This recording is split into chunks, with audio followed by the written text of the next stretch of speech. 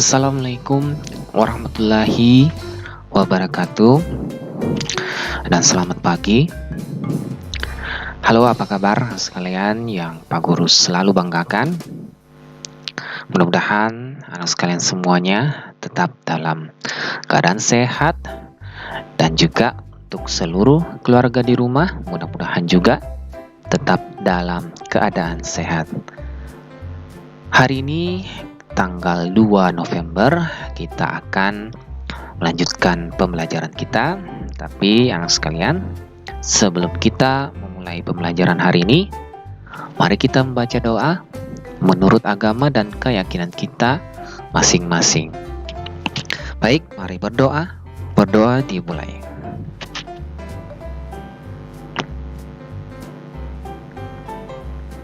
Oke, berdoa selesai. Sekalian yang Pak Guru banggakan, hari ini kita sudah sampai di pembelajaran keempat pada subtema pertama di tema keempat.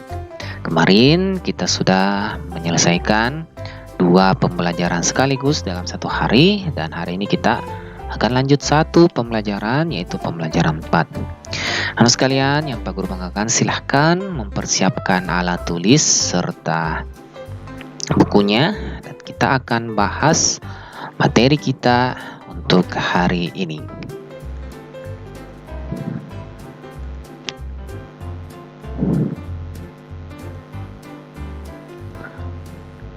Baik, anak sekalian yang Pak Guru selalu banggakan, kita akan membahas pembelajaran 4 hari ini.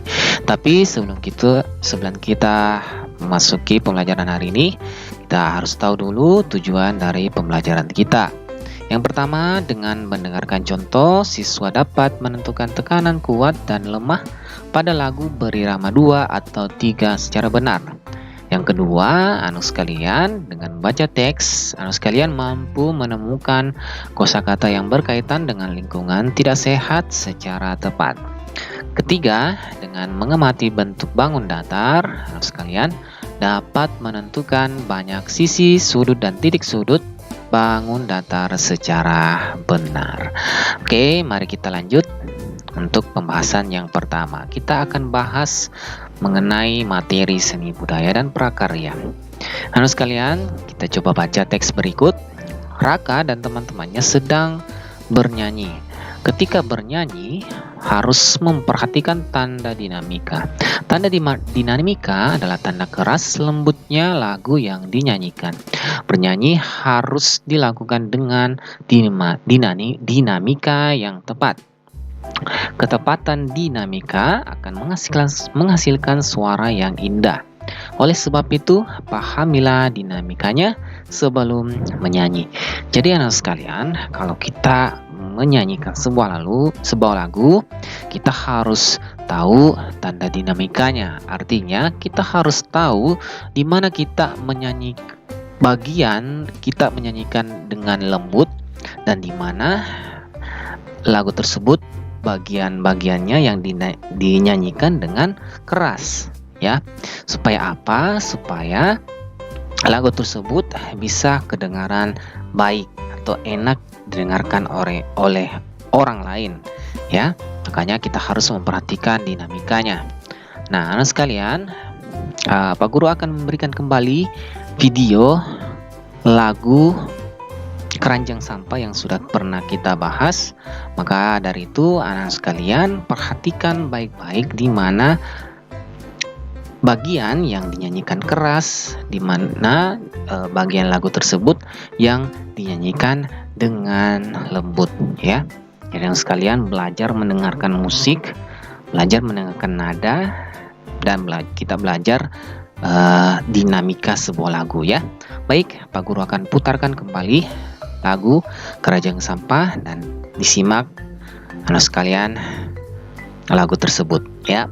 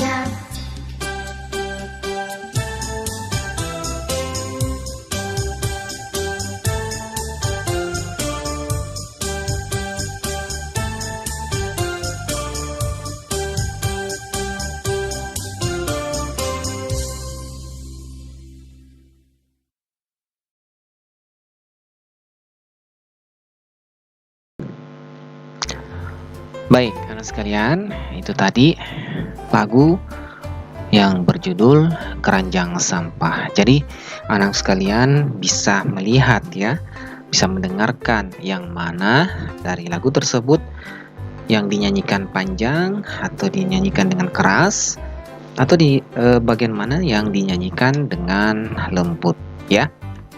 Jadi kalau anak sekalian sudah paham mengenai dinamika ini, maka ketika anak sekalian menyanyikan lagu tersebut pasti akan kedengaran enak. Begitupun dengan lagu-lagu yang lain, ya, atau judul lagu yang lain. Jadi harus kita pahami nadanya, ya, supaya enak kedengarannya. Seperti pada bagian pertama tadi ya. Dari lirik lagu Keranjang Sampah tersebut, kita bisa lihat lirik pertamanya adalah jika ku makan pisang. Nah, di situ kata makan itu agak keras di situ. Ya, tekanannya keras di situ. Jika ku makan pisang. Ya. Kemudian tidak dengan kulitnya. Oke, di situ kata dengan itu agak keras di situ ya. Tidak dengan kulitnya ya. Kulitku lempar keranjang, keranjang sampah namanya, keranjang sampah namanya. Nah, sekalian, kalau anak sekalian perhatikan, dengarkan baik-baik, pasti tahu yang mana dinyanyikan keras dan yang mana dinyanyikan dengan lembut ya. Jadi itu materi tentang bernyanyi sebuah lagu dan memperhatikan tanda dinamikanya ya. Baik, anak sekalian, kita lanjutkan materi berikutnya. Oke, kita masuk di materi bahasa Indonesia. Nah, kita coba baca teks berikut. Membersihkan halaman rumah. Halaman termasuk bagian dari lingkungan rumah. Halaman rumah menjadi kotor jika tidak dibersihkan. Penyebabnya bermacam-macam. Ada sampah plastik yang dibuang sembarangan, daun-daun kering yang gugur, rumput liar yang tumbuh subur. Jika dibiarkan, hal tersebut bisa menimbulkan penyakit. Ayo kita bersihkan halaman rumah. Kita bisa menyapu halaman setiap pagi atau sore. Letakkan tempat sampah di halaman rumah. Cabutilah rumput-rumput liar. Dengan begitu halaman menjadi bersih. Halaman yang bersih akan nyaman ditempati. Nah, sekalian, tentunya ketika kita tinggal di rumah kita harus wajib selalu memperhatikan kebersihan lingkungan rumah kita, baik itu di dalam rumah kita ataupun di halaman rumah. Ya, halaman itu maksudnya adalah pekarangan rumah di depan rumah kita, ya. Nah, biasanya di depan rumah kita, apalagi kalau ke rumah kita di depannya itu adalah tanah, ya, dan bukan semen, maka biasanya di halaman itu akan gampang ditumbuhi rumput-rumput liar ya. Rumput liar ini harus selalu kita bersihkan supaya apa? Supaya halaman rumah kita bersih ya. Supaya halaman rumah kita terhindar dari nyamuk ya. Biasanya kalau halaman rumah kita itu banyak rumput tinggi-tinggi rumput liarnya, maka biasanya tempati serangga atau nyamuk untuk bersarang. Makanya kita harus selalu membersihkan. Nah, ketika rumah kita, halaman rumahnya adalah halaman yang menggunakan lantai atau semen, kita juga harus selalu memperhatikan. Kita harus selalu menyapu halaman rumah kita. Kita bersihkan rumah kita. Kita menghindari membuang sampah di halaman rumah kita ya. Jadi sediakan tempat sampah supaya sampah tersebut tidak berhamburan ya, tidak berserakan di halaman rumah kita. Nah, sekalian, jadi sikap tersebut ya, apa yang kita lakukan tersebut akan menjaga kehidupan kita, menjaga kesehatan kita ya. Nah, dari teks tadi ya, kita bisa melihat ada beberapa kosakata yang kita bisa cari artinya. Kemarin kita sudah kerjakan ya, salah satunya adalah kata halaman. Halaman itu bukan halaman pada buku ya, bukan, tapi halaman di sini adalah pekarangan rumah ya. Halaman maksudnya adalah pekarangan rumah, karena kalau di buku juga ada namanya halaman ya. Ada halaman 1, halaman 2, halaman 3 dan seterusnya. Tapi kalau dalam hal ini, halaman ini adalah halaman rumah. Jadi maksudnya halaman itu pekarangan rumah. Ya. Baik, kotor itu kalau kata kotor itu maknanya apa? Ya, kotor itu banyak sampah ya. Atau tidak bersih ya, itu makna dari kotor. Kemudian apalagi kata yang kita bisa temukan dari teks berikut ini? Plastik ya, plastik itu benda ya, benda, salah satu bentuk benda. Nah, kemudian sampah plastik ya, mungkin kalian sudah tahu apa itu sampah plastik. Kemudian rumput liar, maksud adalah rumput liar ini rumput yang tumbuh ya, rumput yang tumbuh atau tidak ditanam ya, karena sekarang itu ada rumput yang ditanam sendiri, ada juga rumput yang tumbuh sendiri. Nah, ini namanya rumput liar, ini tumbuh sendiri rumput liar ini. Nah, rumput liar ini harus selalu kita bersihkan atau harus kita selalu potong atau cabut ya. Baik, anak sekalian, sekira bisa dipahami beberapa kata di sini ya yang sudah kita bahas tadi, dan kita akan lanjutkan terakhir materi berikutnya. Nah, kita melangkah ke materi matematika. Bangun datar memiliki sisi, sudut, dan titik sudut. Untuk lebih jelasnya, amatilah gambar berikut. Nah, sekalian, supaya lebih jelas mengenai bangun datar. Jadi ini bangun datar ya. Bangun datar itu bangun yang hanya memiliki luas, dia tidak memiliki isi. Kalau nanti bangun yang memiliki isi itu namanya bangun ruang. Jadi ada bangun datar, ada juga namanya bangun ruang. Tapi kita tidak bahas dulu bangun ruang, yang kita bahas dulu adalah bangun datar. Nah, salah satu contoh bangun datar adalah persegi 4, persegi panjang atau trapesium. Nah, untuk memahami ini, kita lihat di sini, kita harus tahu yang mana yang disebut sisi, yang mana disebut titik sudut, yang mana disebut sudut. Ya, jadi beda ya. Titik sudut, sisi, dan sudut. Nah, kita coba lihat di sini. Yang dikatakan titik sudut adalah ini ya. Titiknya, ini titiknya. Titik ya. Ini yang disebut dengan titik sudut. Nah, kalau sisi apa? Nah, sisi yang ini ya.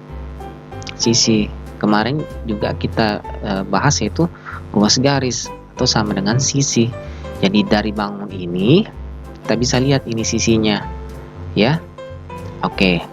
Di sini sisinya belum mempunyai nama ya. Karena tidak ada kita tidak memberikan seperti kemarin ya, A, B, C, D ya.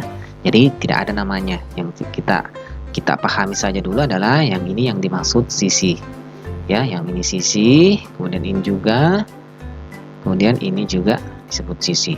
Nah, kalau sudut, ini sudut, ini namanya sudut ya. Jadi nanti di sini kalau di pelajaran di tingkat selanjutnya itu ada kita bisa mengukur sudut sebuah bangun datar itu berapa ya. Jadi ini yang dikatakan sudut ya. Kalau yang ini sudut, titik sudut. Jadi kalau ini sudut, jadi sudut ini ada besarannya ya. Ada besarannya, ada baik itu dari 10 derajat, 90 derajat dan seterusnya ya. Nah, ini yang harus kita pahami. Jadi kalau dari bangun ini kita bisa lihat ya, seperti yang ada di contoh di bawahnya. Nah, bangun ini, bangun datar ini, kita bisa lihat ada berapa banyak sisi di sini. Ada 1, 2, 3, 4 ya. Jadi 4 sisi ya.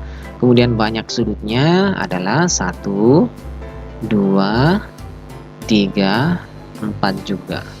Jadi 4 sudut. Kemudian titik sudutnya juga ada 4. 1, 2, 3, 4. Jadi yang sekalian harus dipahami ini ya. Yang mana disebut sisi, yang mana disebut sudut, dan yang mana disebut dengan titik sudut. Harus dipahami ketiganya ini ya. Baik, yang sekalian, sekira cukup untuk materi kita hari ini. Dan untuk tugas, silahkan kerjakan tugas kita di halaman. Jadi silahkan lihat tugas kita untuk hari ini, latihan pembelajaran 4 di halaman 18 ya. Baik, dan sekalian seperti biasa silahkan kerjakan bagian A dikerjakan di buku pengayaan, dan bagian B-nya dikerjakan di buku tugas masing-masing. Baik, anak sekalian yang Pak Guru banggakan, sekira cukup untuk materi di pembelajaran 4 kita hari ini. Jadi mudah-mudahan apa yang sudah kita bahas bisa dipahami dengan baik dan bisa dimengerti oleh anak sekalian. Dan sebelum Pak Guru tutup untuk hari ini, Pak Guru tidak pernah bosan untuk selalu mengingatkan kepada anak sekalian untuk belajar dengan giat, dan jangan lupa perhatikan tugasnya anak sekalian ya, karena sampai hari ini sudah bulan November ya, awal November, itu tinggal sebulan lagi kita belajar, dan bulan Desember nanti kita akan masuk di semester ujian semester ganjil. Jadi harus anak sekalian perhatikan sisa-sisa pembelajaran kita ini di subtema tema 4 ini, harus anak sekalian perhatikan dengan baik ya. Bagi yang kemarin masih kurang atau masih ada bolong-bolong tugasnya ya, di tema 4 ini Pak Guru sangat mengharapkan anak sekalian untuk diperhatikan baik-baik tugasnya, dan usahakan tugasnya dikerjakan tiap hari ya. Usahakan dikerjakan tiap hari.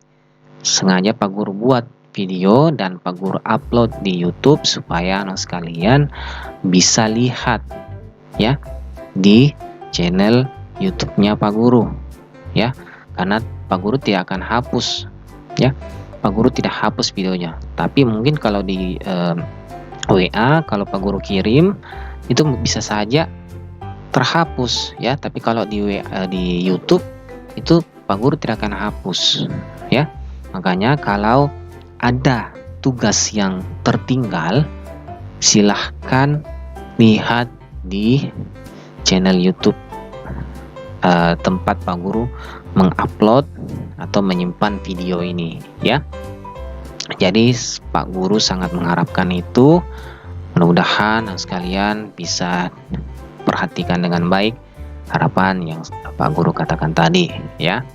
Jadi tinggal beberapa pembelajaran lagi sebelum kita ujian akhir semester, dan Pak Guru sangat mengharapkan ujian akhir ini nilai dari anak sekalian semuanya baik ya.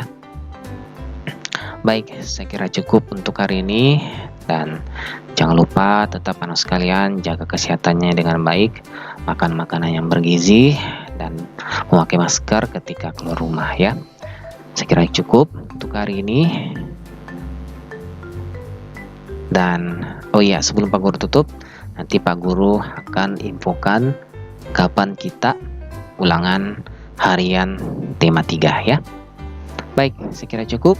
Terima kasih banyak anak sekalian. Dan Pak Guru tutup. Assalamualaikum warahmatullahi wabarakatuh, dan selamat pagi.